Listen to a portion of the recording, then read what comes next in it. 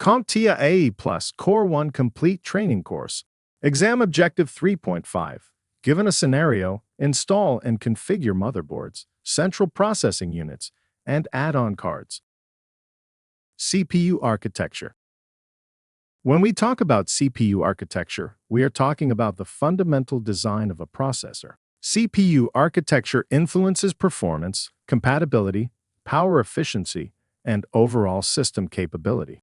At its core, CPU architecture defines how a processor is built and how it executes instructions. One of the most important components of that architecture is the instruction set. An instruction set determines the types of operations a processor can perform. In simple terms, it defines the language the processor understands. Within modern computing, two major instruction set families dominate the landscape. These are x86 and x64. The terms x86 and x64 refer to processor architectures and instruction sets. Historically, x86 refers to 32-bit processors. The name originates from early 32-bit Intel processors such as the 8086, 80286, 80386, and 80486, all of which ended in the numbers 86. Because of this naming pattern, the shortened term x86 became synonymous with that entire processor family, and over time, with 32-bit computing as a whole. x64 represents the 64-bit extension of that architecture. It builds upon the original x86 design, but expands its capabilities significantly. So what does 32-bit versus 64-bit actually mean? A 32-bit CPU processes data in 32-bit chunks. A 64-bit CPU processes data in 64-bit chunks. That difference affects memory addressing, performance potential, and operating system compatibility. Here is where the trickle-down effect begins. First, the operating system must match the processor architecture. A 32-bit processor can only run a 32-bit operating system. A 64-bit processor can run both 64-bit and 32-bit operating systems. The same concept applies to applications. A 32-bit operating system can only run 32-bit applications. A 64-bit operating system can run 64-bit applications and most 32-bit applications. Now let's talk about memory. A 32-bit processor can only directly address up to 4 gigabytes of RAM. That is a hard architectural limitation. In practice, usable memory is often slightly less due to hardware reservations. A 64-bit processor can address dramatically more memory. The theoretical limit is extremely large, far beyond what typical consumer systems require. For modern computing environments, 64-bit architecture removes the memory ceiling that restricted older systems.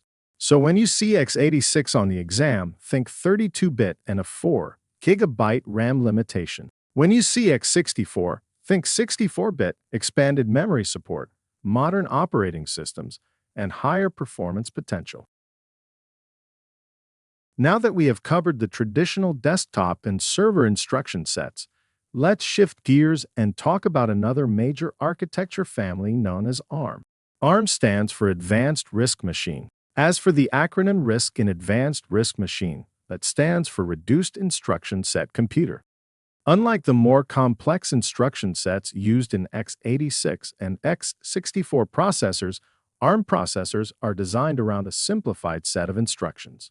This simplified design focuses on efficiency. ARM processors are engineered to perform tasks using fewer, highly optimized instructions. The result is lower power consumption and excellent performance per watt.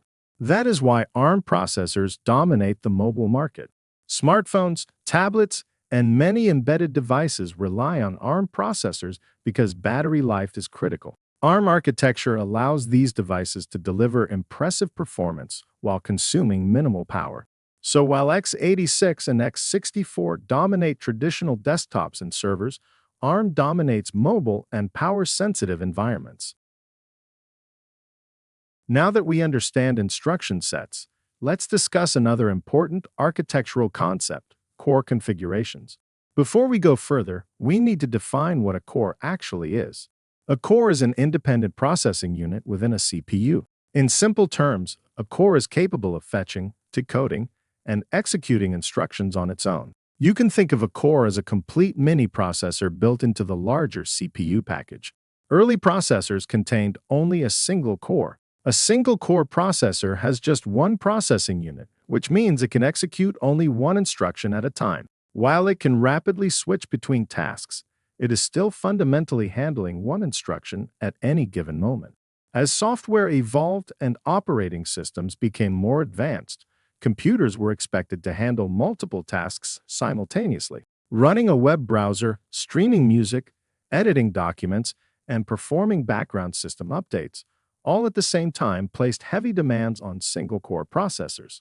This is where the limitations of a single core becomes obvious. Because the processor has to constantly switch between tasks, performance bottlenecks became common. As a result, the system would feel sluggish, especially under heavy multitasking.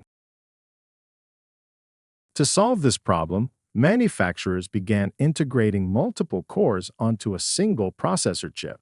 A multi-core processor contains two or more independent cores within the same physical CPU. Each core can execute its own instructions simultaneously. This enables true parallel processing. For example, in a quad-core processor, 4 cores can handle 4 separate instructions at the same time. Instead of rapidly switching between tasks, the workload can be divided and processed concurrently. This dramatically improves multitasking performance and overall system responsiveness. A helpful analogy is to think of a single-core processor as one worker handling every job sequentially. A multi-core processor is like having multiple workers dividing the workload and completing tasks in parallel.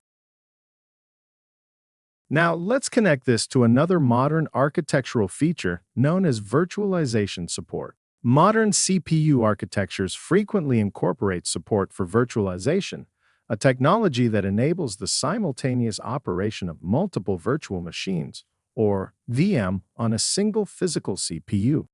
This capability is particularly valuable in enterprise environments where there is a need to efficiently utilize hardware resources while maintaining flexibility in deploying and managing IT infrastructure. Virtualization support in CPUs, such as Intel's virtualization technology, known as VT, and AMD's virtualization, known as AMD-V, play a crucial role in enabling efficient virtualization solutions.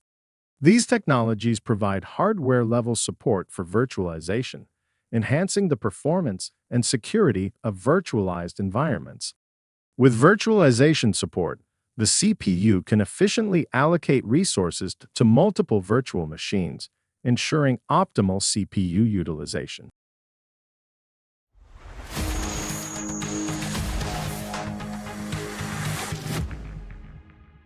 Thank you for watching.